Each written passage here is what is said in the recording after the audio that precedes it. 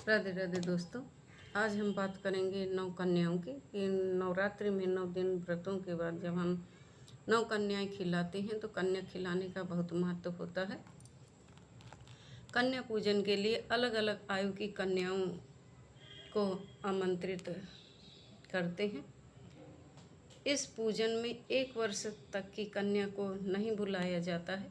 इस पूजन के लिए 2 वर्ष से लेकर 10 वर्ष की कन्याओं को ही बुलाते हैं, क्योंकि 2 वर्ष की कन्या कुमारी कहलाती है, 3 वर्ष की कन्या त्रिमूर्ति, 4 वर्ष की कल्याणी, 5 वर्ष की रोहिणी, 6 वर्ष की कालिका कहलाती है, 7 वर्ष की चंडिका, 8 वर्ष की कन्या शांभवी कहलाती है, 9 वर्ष की दुर्गा तथा 10 वर्ष की कन्या सुभद्रा के समान मानी जाती है।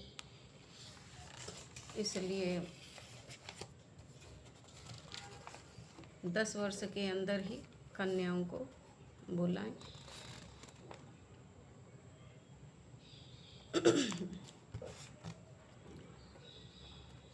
जब कन्याएं आ जाएं, अब सवाल ये उठता है कि कन्याएं कितनी बुलानी चाहिए। तो कन्याओं को 9 कन्याएं और उनके साथ एक बालक, यानी कि जिसे लांगूर कहा जाता है, तो 9 कन्याएं और एक बालक होना चाहिए, इतनी बुलाएं।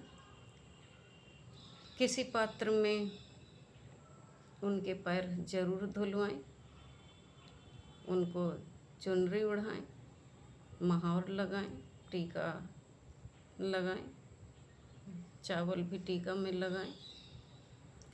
खाने में खीर पूड़ी अवश्य होनी चाहिए और जो देना चाहते हैं वो दे सकते हैं। कुछ उनको भेंट जरूर देना चाहिए जाते समय।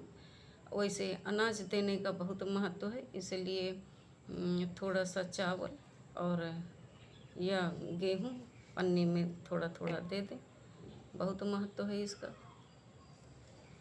इससे हमारे घर में धन के भंडार भरे रहते हैं, माँ का आशीर्वाद मिलता है। कोई फल और कुछ पैसे भी दें भेंट में।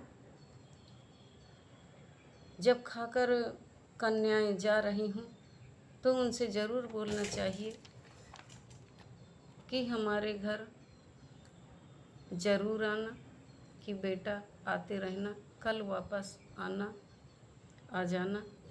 ऐसा ध्यान रखें कि जब कन्याएं जाएं तो कन्या दुखी होकर ना जाएं, खुश होकर जाएं। उन्हें प्रसन्न मन से खिलाएं, जो उनकी इच्छा हो वो खिलाएं, लेकिन खीर पूड़ी अवश्य दें।